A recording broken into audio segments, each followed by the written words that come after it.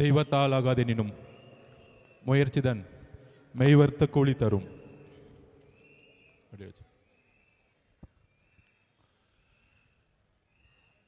கழக மாவட்ட செயலாளர்கள், கழக தோழர்கள், தோழிகள், அண்ணன் பொதுச் செயலாளர் அவர்கள், ட்ரெஷரர் சார், நண்பர் அருண்ராஜ் அவர்கள், ஜேசிடி பிரபாகரன் சார் அவர்கள், எஸ் பாபு அண்ணன், கழக மாநில நிர்வாகிகள் மற்றும் மாவட்ட நிர்வாகிகள் அனைவருக்கும் என்னுடைய வணக்கத்தை தெரிவித்து 2026ஆம் ஆண்டின் தலைவர் நம்மளுடைய முதல்வர் அண்ணன் விஜய் அவர்களுக்கும் வணக்கத்தை தெரிவித்து, நம்மெல்லாம் எவ்வளோ கடினமான சூழ்நிலையில் நம்ம இங்கே நின்றுட்டு இருக்கோம். இன்னைக்கான போராட்டம் சாதிவாரி கணக்கெடுப்பு ஆய்வு நடத்தணும், சட்டம் ஒழுங்கு சீர்கேடு, அதோடு எஸ்ஓபியை நம்ம அகற்றத்திற்கு உயர்நீதிமன்றத்தில் கேஸ் ஃபைல் பண்ணியிருக்கோம். இந்த 3 விஷயங்களை மக்களுக்கு தெளிவுபடுத்தக்கூடிய ஜனநாயக கடமையும் ஜனநாயக வலியுறுத்தலும் இன்னைக்கு இருக்கக்கூடிய தமிழக அரசியல் சூழ்நிலையில் தமிழக வெற்றி கழகத்துக்கு மட்டும்தான் இருக்கு. ஏன் அப்படின்னா, முதல்ல நம்மளுடைய சாதிவாரி கணக்கு பற்றி பேசணும். இன்னும் நிறைய பேத்துக்கு அது புரியல. இதை பற்றி பேசிய தலைவர்கள்லாம் இன்றைக்கு அமைதியாக இருக்கிறாங்க.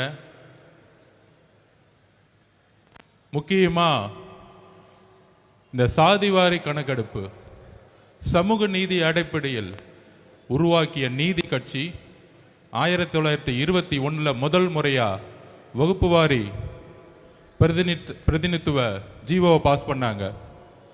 சமூகத்தில் இருக்கக்கூடிய விளிம்பு நிலையில் இருக்கக்கூடிய பிற்படுத்தப்பட்ட ஓபிசி இருக்கக்கூடிய எஸ்சி எஸ்டி மக்களுக்கு இடஒதுக்கீடை அமல்படுத்தணும்னு ஒரு போராட்டம் இந்தியாவில் முதல் முறையில் ஒலித்த மாநிலம் தமிழ்நாடு. அங்கிருந்து அதுக்கான ஜீவோவை பாஸ் பண்ணி 1951 உயர்நீதிமன்றம் தோடைய ஜட்ஜ்மெண்டோடைய வெளிப்பாடுல நமக்கான ரிசர்வேஷன் பாதிக்கப்படும் பொழுது, நமக்கான சமூக நீதி பாதிக்கப்படும் பொழுது, அது தமிழ்நாட்டுக்கு மட்டுமல்ல இந்தியாவுக்குமே கேஸ்ட் ரிசர்வேஷன் பாதிக்கப்படும் என்கின்ற உணர்ந்து அன்றைக்கு தந்தை பெரியார் அவர்களுக்கோ இல்லை ஏன் சிஎன் அண்ணாதுரை அவர்களுக்கோ பேரறிஞர் அண்ணாதுரை அவர்களுக்கோ எந்த அதிகாரமும் கிடையாது 1951. ஆனால் பெரியார் அவர்கள் உருவாக்கக்கூடிய போராட்டம் மூலமாக அரசு, ஒன்றிய அரசு செவி சாய்த்து அன்றைக்கு முதலில் ஃபர்ஸ்ட் அமெண்ட்மெண்ட், அரசியலமைப்புடைய ஃபர்ஸ்ட் அமெண்ட்மெண்ட்டை, அரசியலமைப்புடைய ஃபர்ஸ்ட் திருத்தத்தை உருவாக்கிய மண் நம்மளுடைய தமிழ்நாடு. நம்மளுடைய பெரியார் அவர்களுடைய போராட்டம், அண்ணாதுரையுடைய போராட்டம், இதுதான் தமிழ்நாட்டுடைய வரலாறு. அதற்கப்புறம் 1994 அம்மா ஜெயலலிதா அவர்கள் தமிழகம் முழுவதும், இந்தியா முழுவதும் சாதிவாரி 50% இருக்கணும்னு சட்ட வல்லுநர்களும் உச்ச நீதிமன்றமும் சொல்லும் பொழுது அது அரசியலமைப்புடைய அட்டவணையில கொண்டு போய் தமிழ்நாட்டுக்கு மட்டும் இன்னைக்கு 69% நிலைநிறுத்திய மண் நம்மளுடைய தமிழ்நாடு, இந்தியாவுக்கு முதல் முறையாக. அப்படி நீதி கட்சியில் தொடங்கி, அப்படி 1951 பெரியார் அவர்கள் தொடங்கி 1994 அம்மா ஜெயலலிதா அம்மையார் மூலமாக 69% இடஒதுக்கீடே இந்தியாவிலேயே ஒரே மாநிலம் இன்னைக்கு உறுதிப்படுத்தியிருக்கு. ஆனால் ஏன் சாதிவாரி கணக்கெடுப்பை நம்ம நடத்தணும் அப்படிங்கிறத மக்களுக்கு எளிமையான முறையில் புரிய வைக்கணும். பீகார்ல நிதிஷ்குமார் அவர்கள் சமூக நீதியின் அடிப்படையில் உருவாக்கப்பட்ட மாநிலமான பீகார்ல மண்டல் கமிஷன் அன்னைக்கு உருவாச்சு, மொரார்ஜி தேசாய் காலத்தில் உருவாச்சு. அதை நடைமுறைப்படுத்தினது 1990 விபி சிங் அவர்கள். விபி சிங் அவர்கள் பிற்படுத்தப்பட்ட மக்களுக்கு சாதிவாரி கணக்கெடுப்பு மூலம் 27% இடஒதுக்கீடை அமல்படுத்ததுனால அவருடைய ஆட்சியை கலைச்சாங்க. அதுக்கு எதிர்த்து நின்றது ஒன்றிய பாஜக அரசு. அன்னைக்கு அவங்களுடைய வாபஸ் வாங்கினாங்க.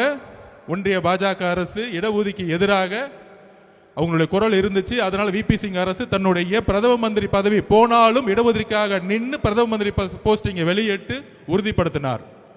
இந்த வரலாறு ஏன் சொல்ற அப்படின்னா, இன்றைக்கு இருக்கக்கூடிய திமுக அரசு சமூக நீதின்னு சொல்லக்கூடிய முதலமைச்சர் திரு மு க ஸ்டாலின் அவர்கள் பீகார்ல வந்து நிதிஷ்குமார் அவர்கள் சமூக நீதியின் அடிப்படையில் கேஸ்ட் ரிசர்வேஷனை நடத்தினார். ஏன் நடத்தினார் அப்படின்னா, அங்கு இருக்கக்கூடிய அனைத்து தரப்பட்ட மக்களும், எஸ்சி மக்கள், எஸ்டி மக்கள், பிசி மக்கள், ஓபிசி மக்கள், எம்பிசி மக்கள், எல்லா மக்களுடைய தற்சமயம் கணக்கு என்ன? 1931 தான் கடைசியில் எடுத்த சர்வே, பிரிட்டிஷ்காரங்க எடுத்தாங்க. அப்போ அவர் ஒரு சேலஞ்ச் பண்ணி சமூக நீதி அடிப்படையில் நம்ம வந்து ஒரு ரிசர்வேஷன், நம்ம வந்து ஒரு கணக்கெடுப்பு நடத்தணும். அந்த கணக்கெடுப்பு நடத்தும் பொழுது எந்தெந்த சாதி மக்களுடைய உண்மையான கணக்கெடுப்பு என்ன, அந்த கணக்கெடுப்பை நடத்தி அரசு தன்னுடைய திட்டங்களை எங்கெல்லாம் ஏழ்மையின் விளிம்பு நிலையில் இருக்கக்கூடிய மக்கள் இருக்காங்களோ அங்க போய் கொண்டு போய் சேர்க்கணும்னு நினைச்சவர் தான் நிதிஷ்குமார் அவர்கள். இவர் தான் உண்மையான முதலமைச்சர். அவரை ஃபாலோ பண்ணி நம்மளுடைய பக்கத்து மாநில கர்நாடகாவில் இருக்கக்கூடிய உண்மையான சமூக நீதி காவலர் இருக்கக்கூடிய திரு சீதாராமையா அவர்கள் வந்து கணக்காய்வு நடத்தினார். அதுக்கப்புறம் தெலுங்கானா ஒரு புதிய முதலமைச்சர் முதல் முறையில் இருக்கிறார் ரேவந்த் ரெட்டி அவர்கள். அவரும் கணக்கெடுப்பை நடத்தி இன்றைக்கு அதுக்கான கமிஷனை போட்டு தன்னுடைய அரசினுடைய திட்டங்கள் சரியாக கரெக்டாக கணக்கெடுப்பு நடத்தி திட்டங்களை அந்த ரிசர்வேஷன் மூலியமாக எங்கெல்லாம் ஏழ்மை இருக்கோ, எங்கெல்லாம் வறுமை இருக்கோ, எங்கெல்லாம் தீண்டாமை இருக்கோ அதற்கு எதிராக அரசினுடைய ஒட்டுமொத்த திட்டங்களையும் கொண்டு போய் சேர்த்திருக்கிறார். காங்கிரஸ் ஆளக்கூடிய மாநிலங்கள், எதிர்கட்சியா இருக்கக்கூடிய நிதிஷ்குமார் ஆளக்கூடிய மாநிலங்கள், இங்கெல்லாம் ஒரு சாதிவாரி கணக்கெடுப்பு நடத்தும் பொழுது சமூக நீதியின் அடிப்படையில் உருவான திமுக, அண்ணாதுரை ஒரே ஒரு விஷயத்துக்காக இந்த திமுக உருவாக்கினார், சமூக நீதி. சமூக நீதியின் அடிப்படையில் உருவாக்கின திமுக அதோடைய வழித்தொண்டில் வந்த கலைஞருடைய மகனா இருக்கக்கூடிய திரு மு க ஸ்டாலின் அவர்களுக்கு சாதிவாரி கணக்கெடுப்புனால என்னன்னே தெரியல. மக்கள் தொகை கணக்கெடுப்பையும் சாதிவாரி கணக்கெடுப்பையும் குழப்பி சட்டசபையில் பேசுறாரு. இது ஒன்றிய பாஜக அரசு தான் நடத்தணும். ஒன்றிய பாஜக அரசு தான் நடத்தணும்னா எப்படி கர்நாடகாவில் சீதாராமையா நடத்தினார், எப்படி நிதிஷ்குமார் நடத்தினார், எப்படி தெலுங்கானால சிஎம் நடத்தினார், மம்தா பானர்ஜி வெஸ்ட் பெங்கால எப்படி நடத்திட்டு இருக்காங்க. இதற்கு முதலமைச்சர் பிரஸ் மீட்டை வச்சு தயவு செஞ்சு பத்திரிகையாளர் கேள்வி கேளுங்க. அவர் வரமாட்டாருன்னா அவர் புள்ள உதயநிதிட்ட கேளுங்க. ஏன் கேட்க சொல்றேன்னா, அவர் புள்ள உதயநிதி கிட்ட நம்மளை பார்த்து மாநாடுல கொள்கையற்ற கட்சி தமிழக வெற்றி கழகம், நான் சேலஞ்ச் விடுறேன் உங்களை பார்த்து, இன்னைக்கு நீங்க உங்களுடைய திரு முதலமைச்சர் ஸ்டாலின் அவர்களே, திரு உதயநிதி அவர்களே, உங்களுடைய தொலைக்காட்சி சேனலுக்கே கூப்பிடுங்க, இல்ல சன் டிவிக்கே கூப்பிடுங்க, நான் வரேன். உங்களுடைய மகன் அடுத்த முதலமைச்சர் சொல்றீங்களே, உங்களுடைய மகன் சமூக நீதினா என்ன, சாதிவாரி கணக்கெடுப்புனா என்ன, இருமொழி கொள்கைனா என்ன, ஒவ்வொரு கொள்கையும் நாங்க வந்து பேசுறோம். நான் தனிப்பட்ட முறையில் வரேன். ஒரு விவாதம் நடத்துறதுக்கு உதயநிதிக்கு தகுதி இருக்கா? தகுதி இருந்தால் நான் இந்த சேலஞ்சுக்கு ரெடி. இது தமிழக வெற்றி கழகம் சார்பாக ஆதவர்ஜுனோ உதயநிதியும் நாம களத்துக்கு நான் பேசி கொடுக்க ரெடி. அப்படி ரெடி இல்லைன்னா தமிழக வெற்றி கழகத்தை பார்த்து கொள்கை தெரியாத ஒரு கட்சின்னு சொல்லாதீங்க. இன்னையோட பயந்துட்டு வீட்டை விட்டு வெளியே வராதீங்க. மாண்புமிகு முதலமைச்சருக்கு ஸ்டாலின் அவருக்கு டைரக்டா சேலஞ்ச் கொடுக்கிறேன். உங்களுடைய மகனை ஸ்ட்ரைட்டா எந்த தொலைக்காட்சிக்கு வேணா அனுப்புங்க. கொள்கை ரீதியான எல்லா கேள்விகளுக்கும் அவர் என்ன வேணா என்ன பார்த்து கேட்கட்டும், நான் என்ன வேணா கேட்கிறேன்.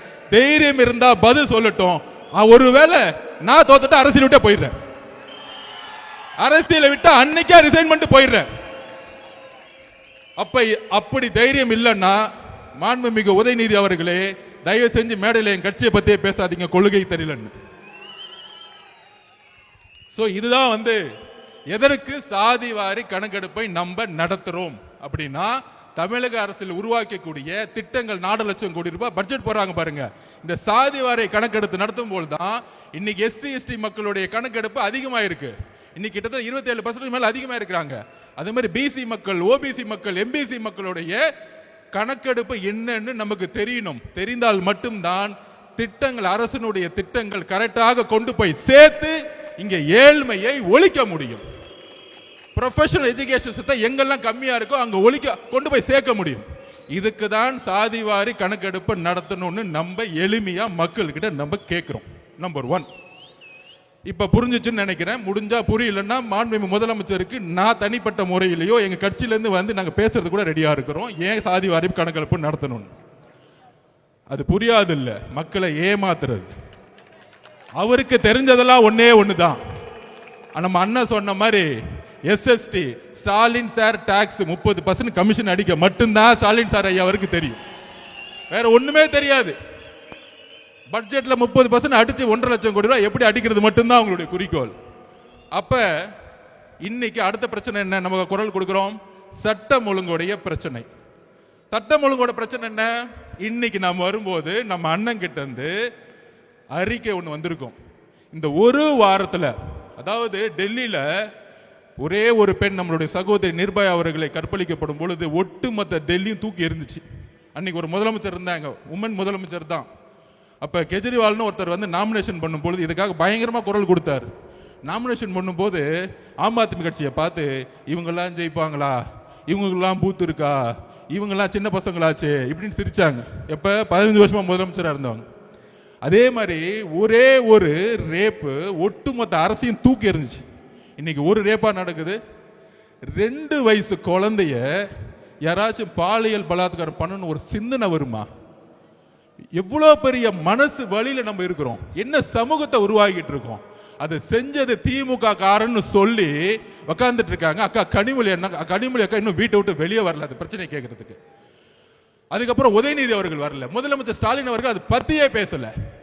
2 வயசு குழந்தை பிரச்சனை முடியறதுக்குள்ள அடுத்தது மதுராந்தகத்துல, அடுத்த தூத்துக்குடியில தன்னுடைய வீட்டுல கழிவறை இல்லையா?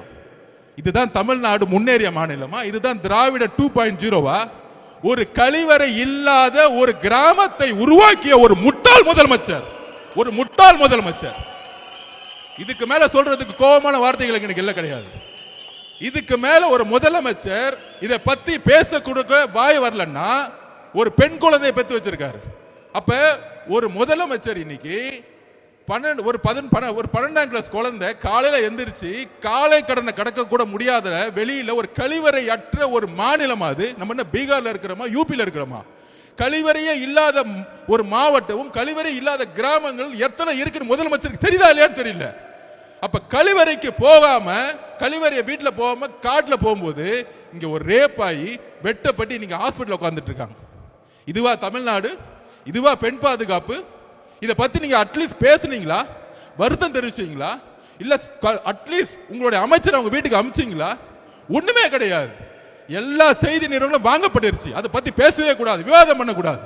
ஒரு ரேப்பாச்சு டெல்லியில ஒட்டுமொத்த இந்தியாவும் கூத்துச்சு. ஆனா தமிழ்நாட்டில் இருக்கவங்க இதை பத்தி பேசவே மாட்டாங்களே. என்ன பண்ணிட்டு இருக்காங்க? கூட்டணி மதிமுகவுடன் 3 கூட்டணி சைன் ஆயிடுச்சு. இதான் முதலமைச்சர் அன்னைக்கு ரேப் நடந்து அங்க வந்து வெட்டப்பட்டு இருக்காங்க, இங்க கூட்டணி பேசிட்டு இருக்காங்க. நீங்க அரசியல் தேர்தலை பேசுங்க, நாங்கள் மக்கள் பிரச்சனையை பேசி பேசி பேசி பேசி மக்களோட போயிட்டு இருக்கோம். நீ 22 கட்சி கூட்டணி உருவாக்கு, 32 கூட்டணி உருவாக்கு. ஆனா கூட்டணி கட்சி தலைவர் எல்லாம் கையை கட்டிக்கிட்டு மக்கள் பிரச்சனை பேசாம அமைதியா இருக்காங்க. பாத்தியா? அங்கேயே அந்த எல்லா கட்சி தோழர்களும் தோத்துட்டாங்க. நீ 32 கட்சி வச்சுக்கோ, 42 கட்சி வச்சுக்கோங்க, தேர்தல் அரசியல் வெற்றி பெறவே முடியாது. மக்கள் பிரச்சனைகளை பேசாத தலைவர்கள் மக்களால் தூக்கி எறிந்த வரலாறு தான் தமிழ்நாடு.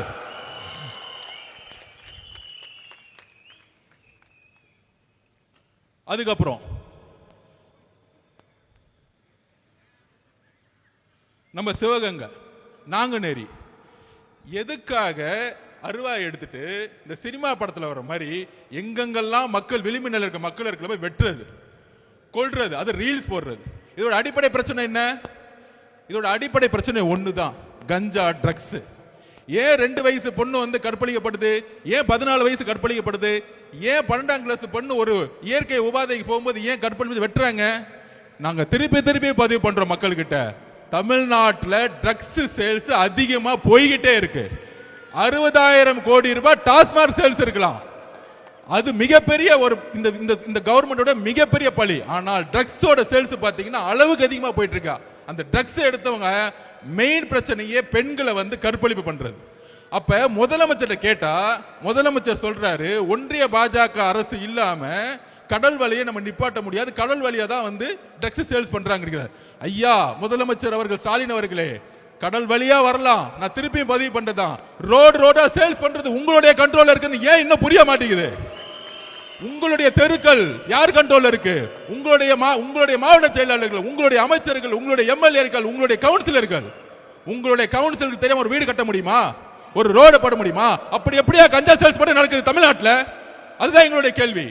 உங்களுக்கு தெரியாம கஞ்சா சேல்ஸ் நடக்குன்னு சொன்னா தவறு. திமுகவுடைய அமைச்சர்கள், திமுகவுடைய எம்எல்ஏக்கள், திமுகவுடைய கவுன்சிலர்கள் யாருக்கும் தெரியாம தமிழ்நாட்டில் கஞ்சா சேல்ஸ் நடக்கிறது இல்ல.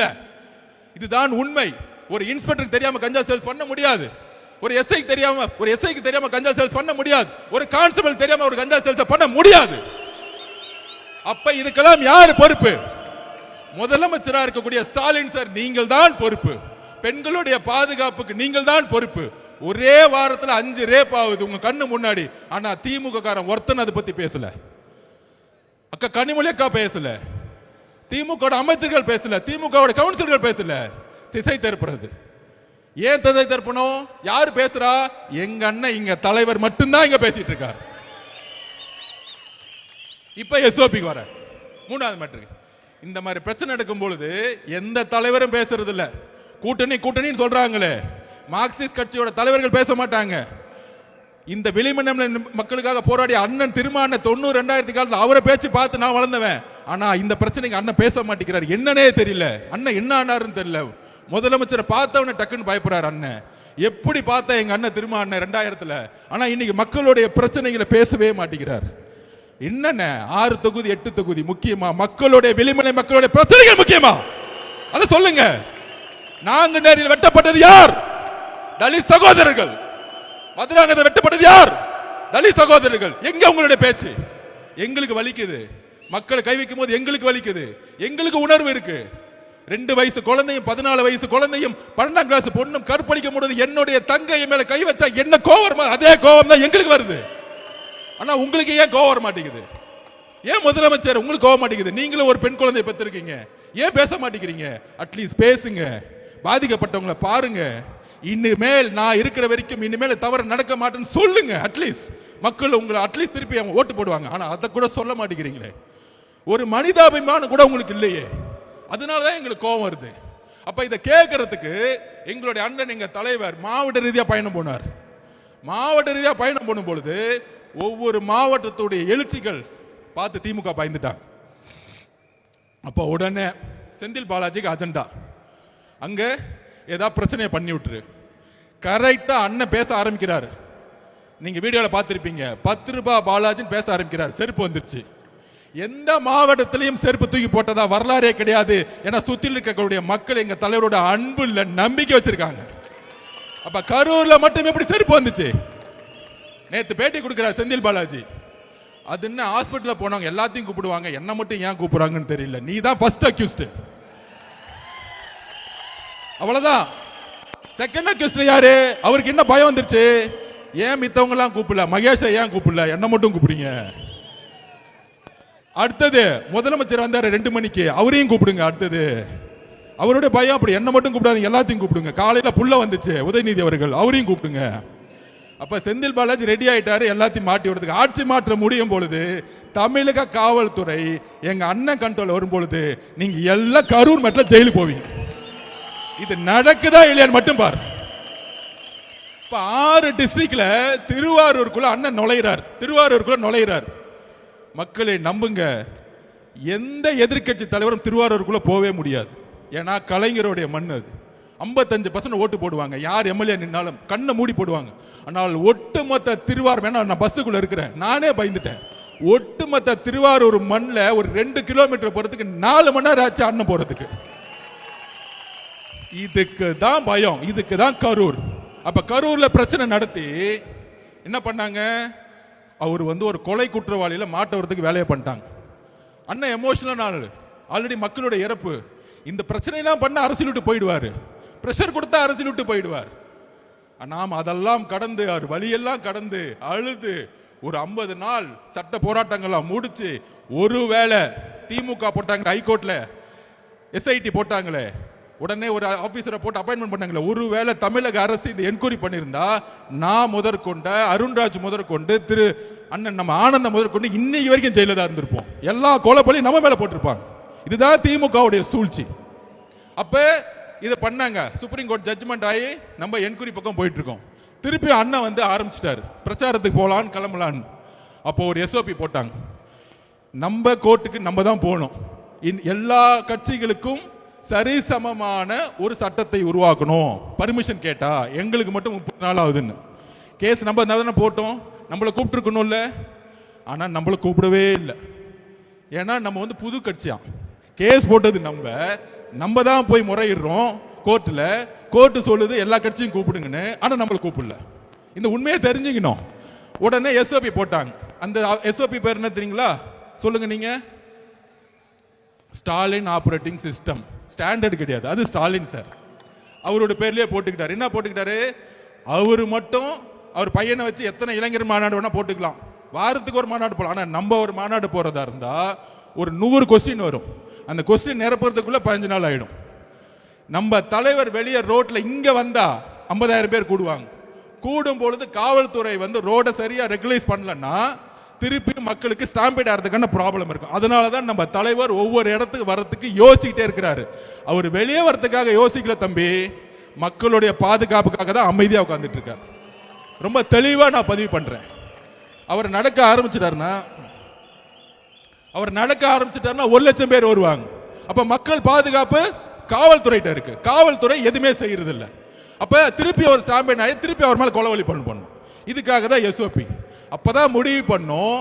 ஒவ்வொரு ஊரும் 15 கிலோமீட்டர் தள்ளி காட்டுல நிர்வாகிகள் மீட்டிங் வெறும் 5000 பேர் வச்சு அண்ணனை வந்து இன்னைக்கு பிரச்சாரம் பண்ணிட்டு இருக்கோம். இப்ப இந்த திமுகவுடைய சூழ்ச்சி உங்களுக்கு தெரியுதா? எதனால நம்ம பிரச்சாரம் பண்ண முடியலன்னு.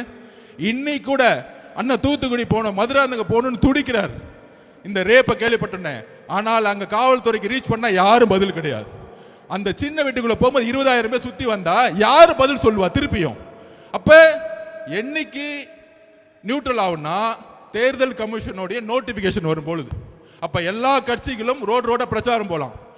அன்னைக்கு பிரச்சாரத்தை ஆரம்பிச்சார்னா தமிழகம் எம்ஜிஆருக்கு அப்புறம் உருவாக்காத பிரச்சாரத்தை தமிழக விஜய் அவர்கள் உருவாக்குவார்.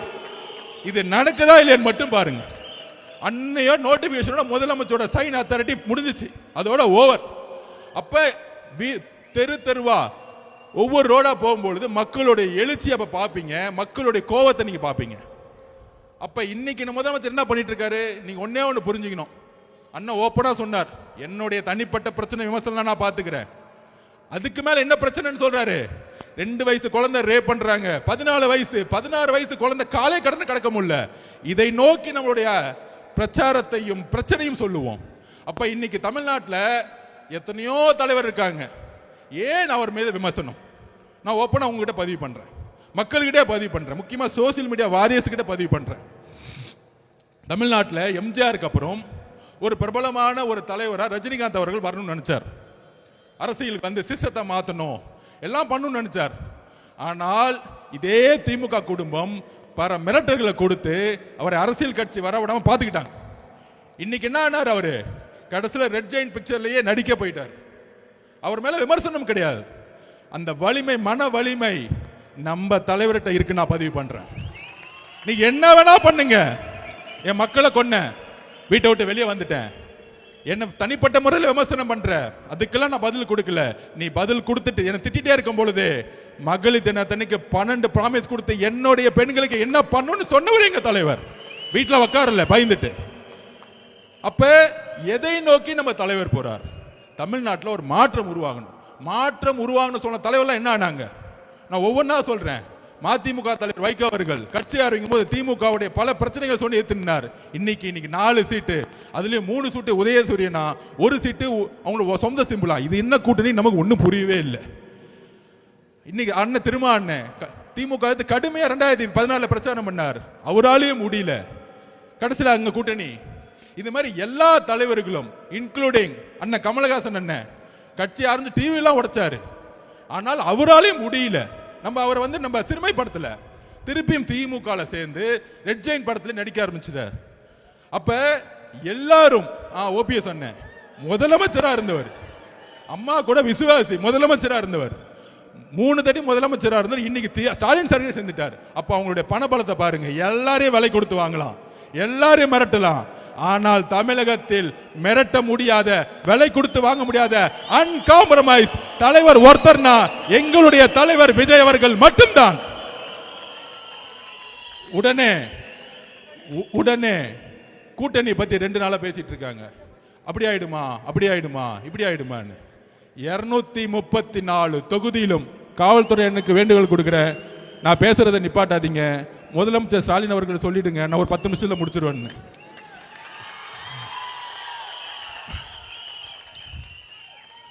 கவலைப்படாதீங்க, பார்த்துக்குவோம். இன்னும் 60 நாள் காவல்துறை நம்ம பக்கம் வந்துடும்.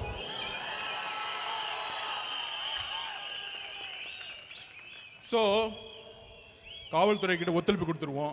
இல்லைன்னா பாவம் மாவட்ட செயலாளர் மேலே எஃப்ஐஆர் போட்டுருவாங்க. கவலைப்படாதீங்க, 60 நாள் எஃப்ஐஆர் திருப்பி டெலீட் பண்ணிடலாம் நம்ம கவர்மெண்ட் வந்த உடனே. அதை பற்றி கவலைப்படாதீங்க. ஸோ 22 கட்சி கூட்டணி, கொள்கை கூட்டணி சொன்னவங்க இன்னைக்கு 2 வயசு குழந்தை, 14 வயசு குழந்தை, 16 வயசு குழந்தையோட ரேப்பை பற்றி பேசுறதுக்கு வாய் வர மாட்டேங்குது. ஏன்னா ஸ்டாலின் சார் கோச்சிக்குவார். இன்னைக்கு அங்கே திருப்பியும் சொல்றோம், மக்களிடம் உண்மையை பேசக்கூடிய ஒரே தலைவர் நம்மளுடைய தலைவர் மட்டும்தான். இந்த கூட்டணின்னு சொல்லிட்டு இருக்காங்க.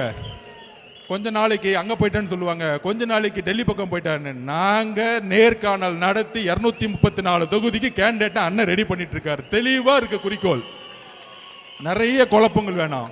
நாம உறுதியாக சொல்றோம், ஒரு மக்கள் ஆட்சியை மக்களே உருவாக்குவார்கள் 2026 கண்டிப்பாக சரி செய்யும். அதோட இன்னொரு கோரிக்கை, கேஸ் பிரச்சனை பயங்கரமா கடுமையா போயிட்டு இருக்கு. பெட்ரோல் பங்க்ல பெட்ரோல் இல்ல, டீசல் இல்ல. மாநில அரசு ஒரு எமர்ஜென்சி கமிட்டியை உடனே அப்பாயின்மெண்ட் பண்ணி மத்திய அரசோட ஒன்றிய அரசோட பேசி மக்களுக்கு உண்மையான தகவல் சொல்லணும். இன்னும் 15 நாள்ல கேஸ் கிடைக்காது, இன்னும் 10 நாள்ல பெட்ரோல் கிடைக்காது, டீசல் கிடைக்காதுன்னு சொல்லணும். சொன்னாதான் அடுத்த கட்டத்தில் குடும்பத்தில் இருக்கவங்க அடுத்த என்னன்னு செய்யணும். ஒண்ணுமே சொல்லாம சும்மா எங்கேயாச்சும் டூர் போய்கிட்டு நாங்க ரோட்ல நிக்கக்கூடிய அவல நிலையை திமுக அரசு உருவாக்காதீங்கன்னு சொல்லி தயவு செய்து இன்னும் ஒரு வாரம் தான் மாண்புமிகு முதலமைச்சர் அவர்களே, தூக்கத்திலிருந்து வெளியே வாங்க. உங்க ஆட்சியை நாங்க வெளியே அனுப்புறதுக்கு நாங்க எல்லாம் ரெடி ஆயிட்டோம். நன்றி, வணக்கம்.